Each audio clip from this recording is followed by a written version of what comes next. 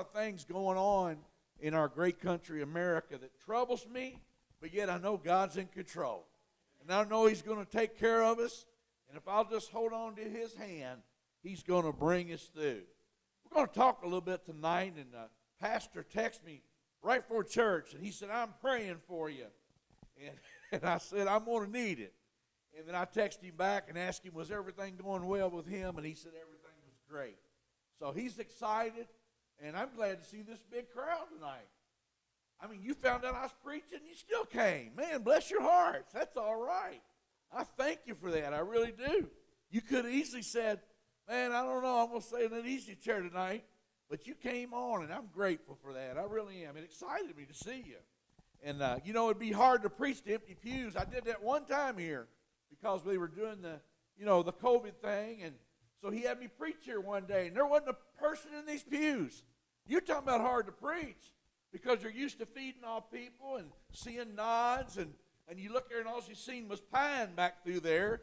And I said, man, I'll be glad to get back when we're back in there and I got people, I can hear an amen every once in a while or oh me or whatever it is. But I'm glad tonight that you came. And you know what? You won't go home disappointed tonight. You won't. You'll go home with something tonight. And we're going to talk a little bit out of John tonight in the 6th chapter. And we'll read here from the first verse. And he said, after these things, Jesus went over to the Sea of Galilee, which is the Sea of Tiberias. And the great multitudes followed him because they saw his miracles which he did on them, which were diseased. And Jesus went up into a mountain, and there he sat with his disciples. And the Passover and the feast of the Jews was nigh. And when Jesus then lifted up his eye and saw a great company come unto him, he said to Philip, which shall we buy bread that they may eat? And this he said to prove them, for he said, knew not what he would do. But Philip answered him, 200 penny worth of bread is not sufficient for them. And he said, and every one of them take a little. And one of his disciples, Andrew, Simon, Peter's brother, said to him, there's a lad here with 5 barley loaves and 2 small fishes. But what are they amongst so many? And Jesus said, make the men sit down. Now there was much grass in the place, so the men sat down in a number of about 5,000. And Jesus took the loaves, and when he had given thanks, he distributed to the disciples, and the disciples to them that were set down, and likewise of the fishes as much as they would. And when they were filled, he said unto the disciples, gather up the fragments that remain, that nothing be lost. And therefore they gathered them together and filled 12 baskets with the fragments of the 5 barley loaves, which remained over and above unto them that had eaten. You know, Jesus can take a little and make a lot. How many knows that? He can take a little and make a lot. And now I could imagine the disciples thinking in the way that they thought, here there's 5,000 people. And you're going to tell me to go buy enough to feed this multitude.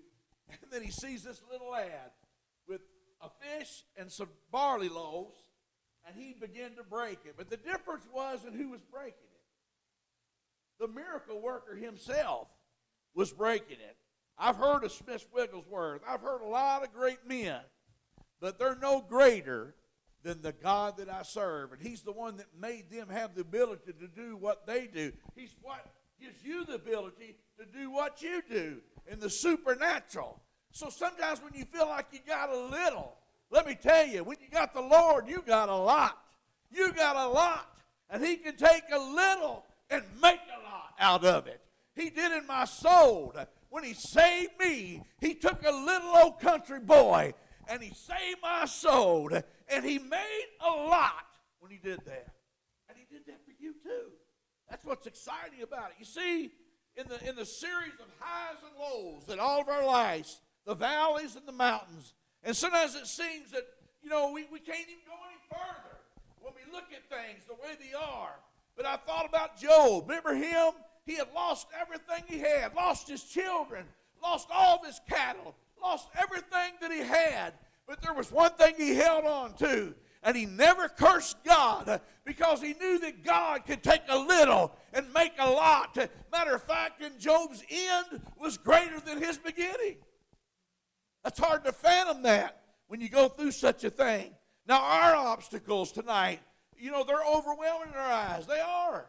But I want to tell you, when it happens, there's a general tendency with most folks, they just want to quit, don't they? But you can't give up on the Lord. You can't lose out with him. And when I look at him and think about the things he's done, I look all over this church tonight, and I see people that face great challenges in their life. They didn't know what to do. But God took that little faith that they showed, and he made a lot out of it. Hallelujah. I'm feeling good. Now, you better watch out. I might run down that aisle. I'll scare some of you to death, I know. But I'm telling you, I'm feeling good because, you see, I serve the great Creator. I serve the Master of the sea. He's my lily of the valley. He's my bright and morning star. He's all those things. He's whatever I need. He's whatever I need. You know what? You may think this message, he's just out there rattling. But I'm going to tell you, tomorrow may be a challenge when you're going to look and see a little. But you got a God that can make a lot. He can make a lot. I'd like to see those disciples' eyes at the end. When here they sit and they picked up the fragments Jesus said was left over. And there was all that 5,000 people. Now, listen, he said 5,000 men, but there was women, there was children, there was daughters there besides that 5,000. And not one of them went away hungry. Because it meant a lot. The one that gave a little, he could do a lot. And, I'm looking at your life tonight. There's things you may need. And you seem like you feel like you're so helpless in yourself. But I want to tell you, him that is greater is among us. And he can do great things in your life tonight. Yes, he can. You see, he's the one who comes. He's still God, church. I know people try to discredit the church. They try to discredit our God. And they try to do everything without him. Our Congress, if they do more praying and asking God what he thinks, our country would be a whole lot better off. It'd be a whole lot better off. When our presidents used to get in and pray, they'd go before Congress and they'd ask God to give us guidance to help America to be the nation she needs to be. But when they asked God his advice, we were a whole lot better off. But see, we get educated and we get all smart. And we don't see how a God in heaven doing things in the supernatural. A lot of people don't think supernatural things can be done. But I'm going to tell you they can. They can. Well, that's why you're breathing this morning. Because God woke you up and set you on your solid rock. Now, these verses picture a scene that is absolutely impossible in the eyes of man. If you would have told men that those two little fish and that bread was going to feed 5,000 people, a lot of people would have laughed you out of town. But how many knows that the God that did a little had a lot? He had a lot. And there's been a few times when my bread got a little low at the house, but I'm going to tell you, I never went hungry. I never went hungry. I ate, whether it was peanut butter and crackers, I did good. I didn't go hungry. But God, you know what? There comes that time, that steak, I like steak. Now my wife, she's like a vegetarian. She could just eat tomatoes and cucumbers and, man, give me a piece of meat. I'll eat a steak right now. And, boy, I'm hungry right now. I ain't going to eat, I promise you. I'm going to be good tonight. But I'm going to eat of the things of God. Because I know that God, who can do so much with so little tonight. And I'm grateful for him. There's no exception in him. There's no situation too hard for him. There's no thing that you will go through that God can't fix. He's a fix-it man. He specializes in fixing broken things. Did you know that when you came to God, you brought him nothing but a mess? So did I, to be honest with you. I didn't bring him nothing that was worth any weight or any wealth or any worth. But when I came to him, I brought him something broken. But you know what? I found out he was a fix-it man. He could fix me. I'm not no electrician. I remember, I'll tell a funny one on me real quick and I'll get on. This man told me at work one time, said, why do you always go to the electrical box? He said, ain't nothing to that. He said, get that screwdriver, go in there and loosen that up. Well, Brandon was standing there beside me, and I reached that screwdriver in there. Man, I seen lightning go over the top of my head. Son said, he said, where you going, Dad? I said, electrical box. I'm not as skilled as they were, and it fried that screwdriver, looked like it split it in two. And so I learned, sometimes you got to read the instructions before you mess with electricity. I respect it a whole lot, and it made me know where I needed to go. And that's the way it is in God. I've learned through him. There's things that I've got to go through, but I've learned one thing. No matter what I go through, I know he's with me. We sing that old song from time to time. Jesus is with me when the storm clouds gather. He's standing by my side when I hear the thunder roll. He holds my hand when I begin to tremble. He's the God tonight that can do so much. Now, you know, I see related things in churches. I see burdens. I see great power. I see God do the things he can do, and he can handle it. How many knows God can handle things we can't handle? There's things that it's beyond us, but God can take it and fix it. He's a fix-it man, and he can do a lot. I'm glad that he can do a lot because he's learned I can't do much. I've learned that. I can't hear a fly of a headache, but my God can do that. Now, there's things tonight maybe you're going through. That's why we have an altar. I love the altar because that's where we can come and we can shadow that burden, hand it to God, and say, Lord, I need you to fix this. Put it on your shoulders, Lord. And notice with me what happens when a little becomes a lot. I'm going to tell you, when God gets in the midst, there's more for you than there is against you. Yes, there is. Now, listen, we've all had situations that were overwhelming, right? As a recognition of a situation, Jesus knows all of our circumstances. He knows our background. He knows what you're going to face today. You know, he has that advantage when we're sleeping and we're planning the day to go one way, and God's saying, hey, I got to stick close to him tomorrow because he's getting ready to get a rude interruption. He's getting ready to get a rude interruption because the day's not going to go the way he thought it was going to. How many knows the disciples, God told them to go pray. Remember that? And God went on. God was a praying man too. Yes, he was. Sometimes he got off himself just to pray by himself. And one time he set his disciples out, and he said, I want y'all to go to the other side. Now, Jesus didn't get on the boat with them. He didn't. He went up the mountain to pray. How many knows they got out in the water? There become a tremendous storm. A tremendous storm. And Jesus come walking on the water. And Peter looks up and says, is that a spirit? And then he finally tested him. He said, Lord, is that you? If that be you, bid me to come. And Jesus said, Peter, come. And did you know when Peter kept his eyes on the Lord, he walked on water just like Jesus? He did. He was walking just like Jesus did on the water. But he did like a lot of us. He began to look around the storm, seen the wind blowing, and he took his eyes off the Lord. And what happened? He sank. But you know, I never read, I haven't found in history even, that his head went underwater. He said, Lord, save me. And the Lord stretched out and lifted Peter. Now, this is my commentary.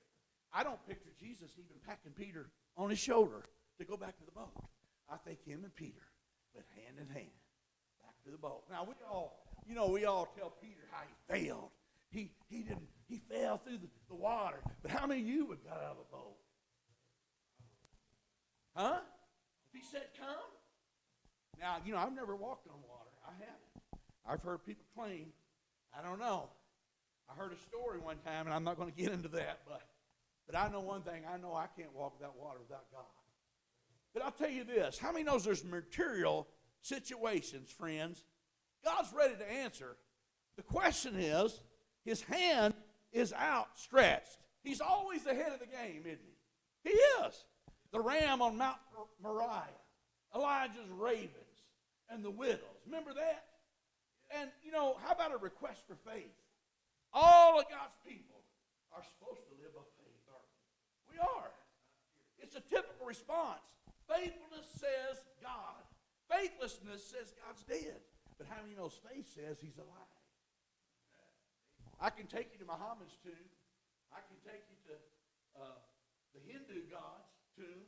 I can take you to Elijah's tomb of Muhammad. How many knows he's still there? His bones are still there. But guess what? You can go where Jesus was laid. You can't even find his bones because God took him and raised him. And he's ready to come back. And how many knows he's going to receive us unto himself? He's going to come back and receive us a little that we go through. But how many knows it's going to end up being a lot, church, if we'll hold on?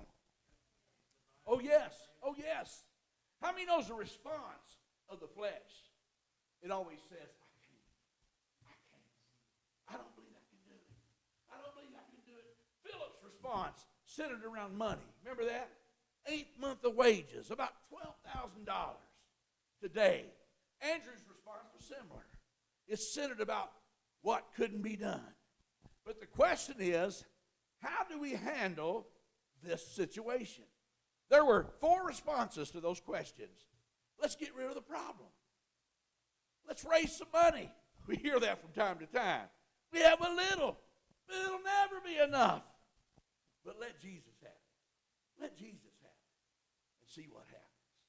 A little, and he can make a lot. I want to tell you, don't listen to anything that the flesh tells you. The flesh is never going to tell you anything to take you toward the Lord. It's his lies. But how many knows God is in there for a purpose?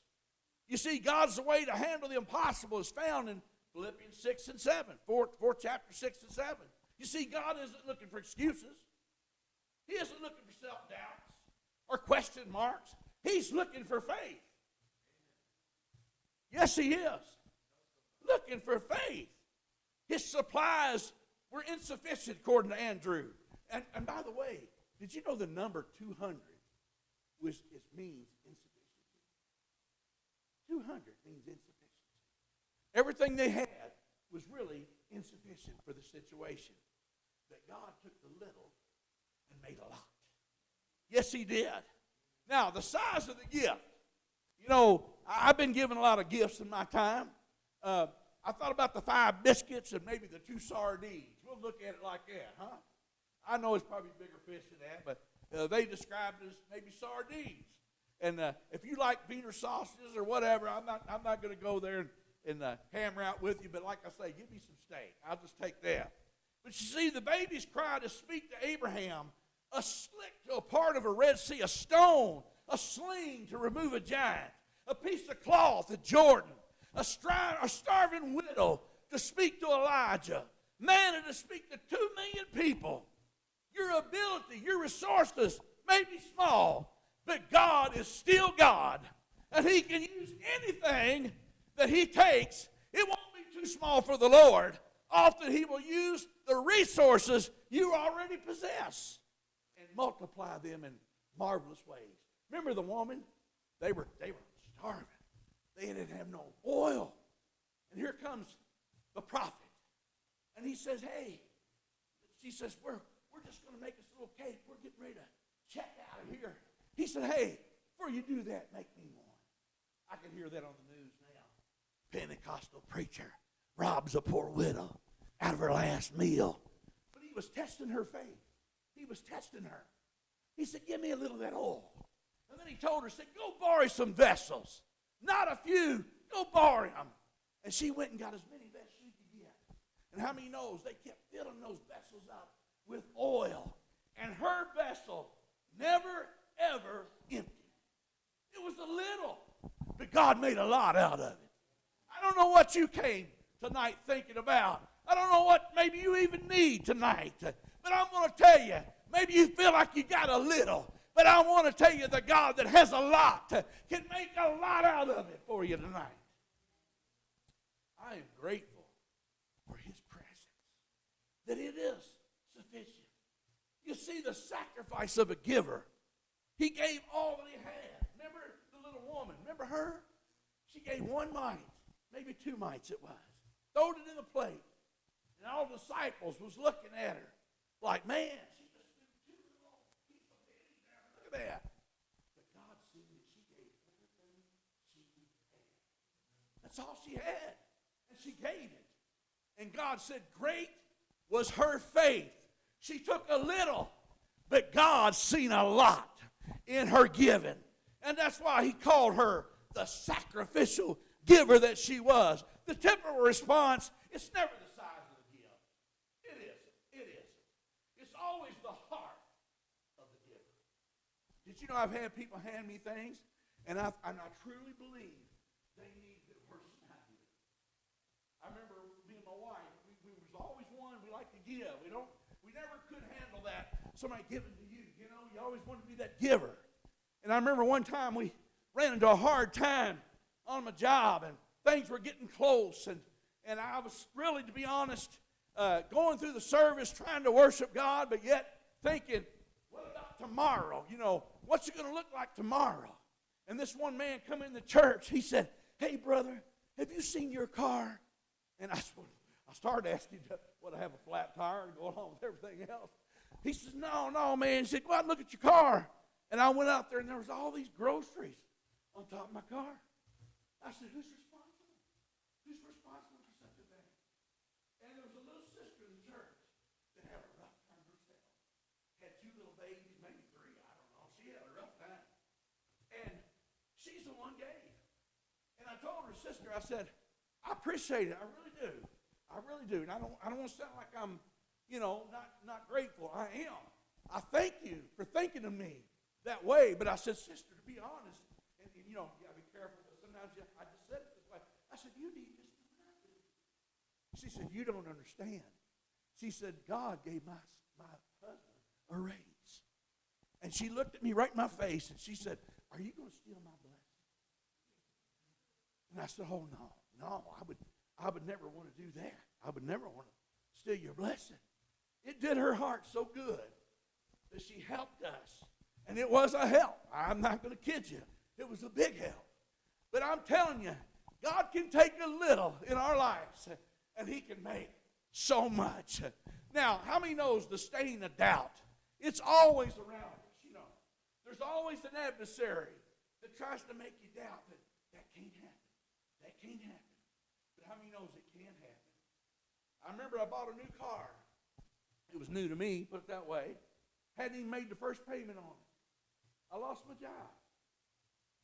Here I was. Not even paid the first payment on that car. And this brother walked up to me at the church. He said, brother, I claimed the job.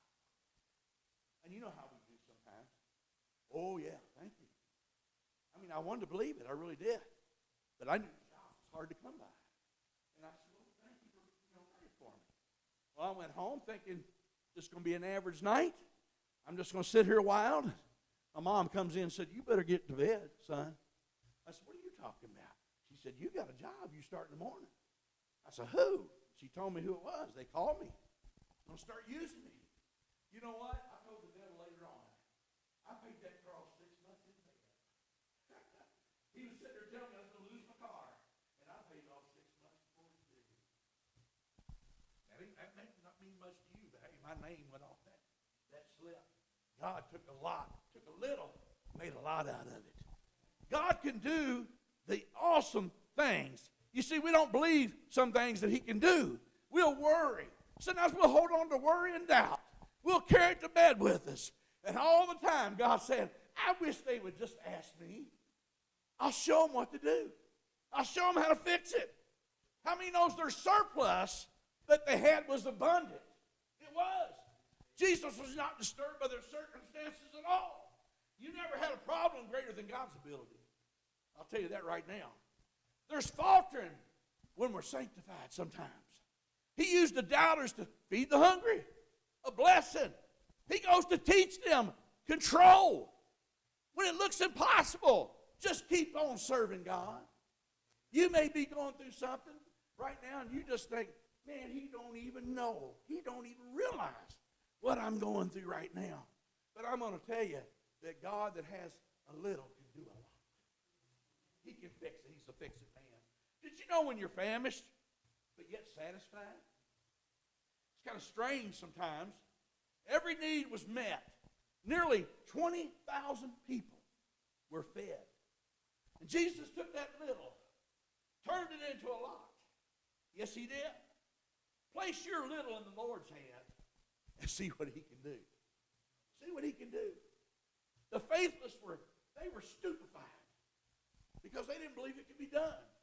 But when God showed them with 12 baskets, even over 100, after he fed over 20,000 people.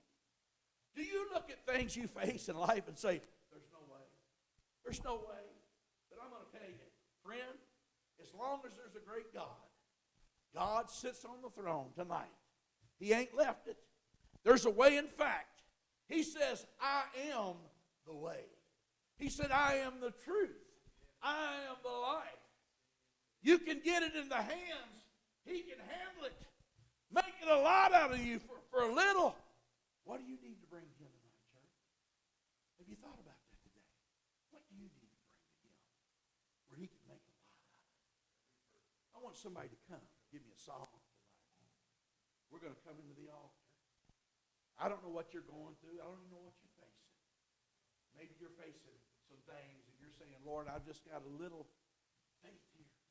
But you know what? Bring that little faith and watch what God does with it. He'll make a mountain out of it. He's a great God.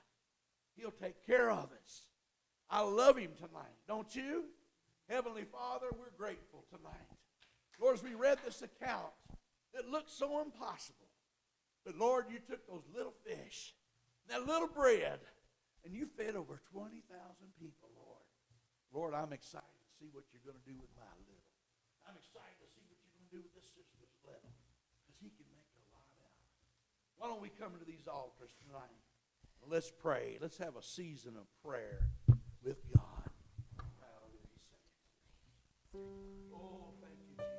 I appreciate you. Oh, hallelujah.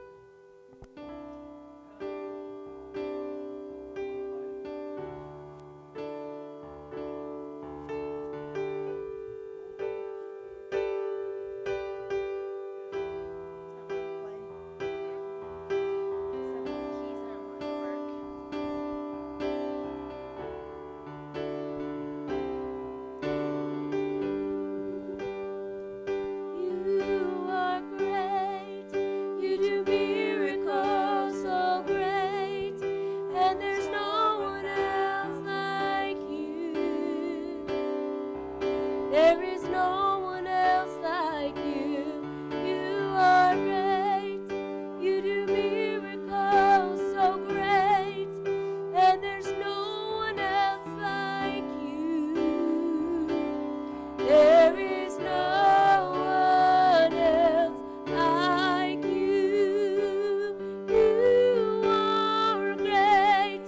You do miracles so great. And there's no one else like you. There is